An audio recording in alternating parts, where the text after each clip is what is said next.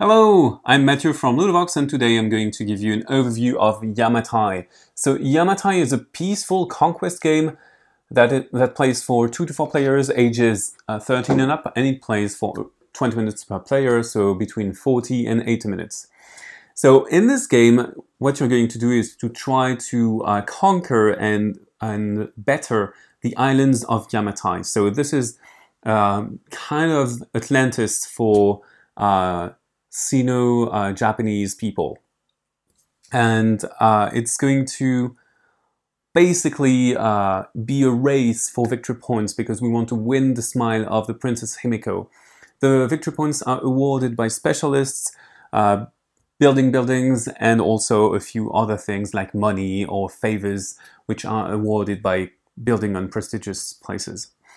So the way the game plays is very simple and at the same time a bit tricky.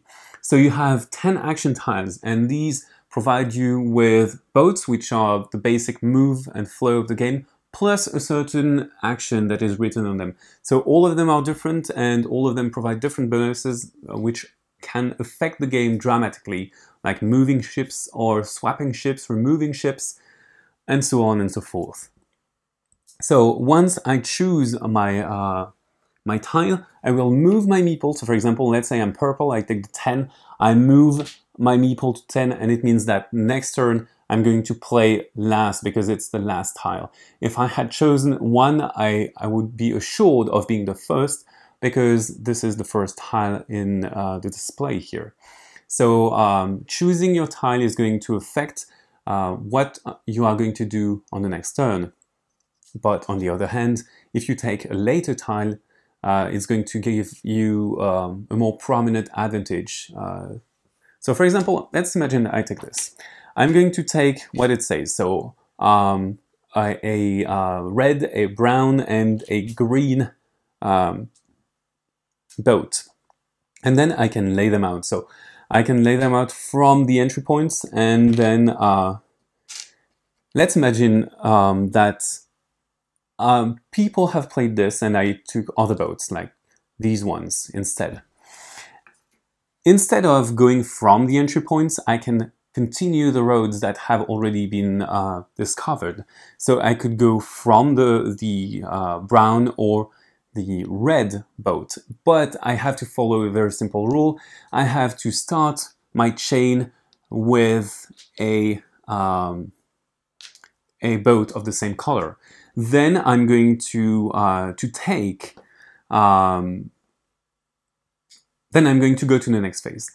Either I take culture tokens, which are these tokens on the board, or I build. So if I take culture tokens, I'm going to take 1 token per boat I put, and all of my tokens, the tokens I take, must be adjacent to the boats I put. So for example, in this case, I can take this one, and then this one, oh sorry, this one, and this one with the black one. So I get 3 tokens, and the tokens are going to help me buy specialists, which are basically superpowers, power-ups. But I'm going to buy them at the end of every turn. So I also have a transaction, which is very important. With gold, I can buy or sell my boats. So I have only 1 transaction per turn, so I can make my boats go further in the islands and take more, or I can sell them for more money and get more victory points and maybe buy a bit more expensive ships in the next turns.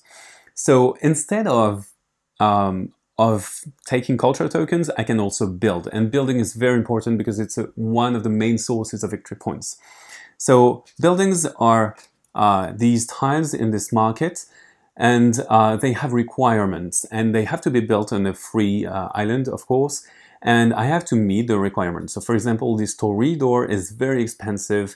It's going to be massively difficult to build, but this small castle is a bit easier. So let's imagine I build this one. I can build it in a place that is supplied by 2 red boats and 1 brown boat. And voila, we have one here. And I placed my boats here this turn, so that works. I'm going to build this building here with my buildings, my personal supply of buildings. I take this tile, earn victory points. That's basically how you build. And then finally, you're going to maybe keep boats that you didn't use, and finally recruit a specialist.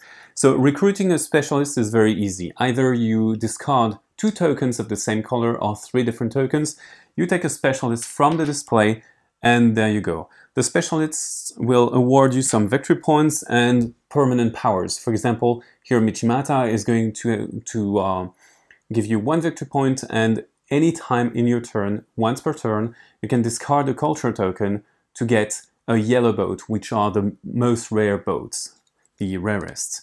Then every player is going to play a turn like this, so selecting a tile and doing all of the actions, and then we're going to refresh everything. So things are refreshed by adding stuff, not by removing and adding stuff.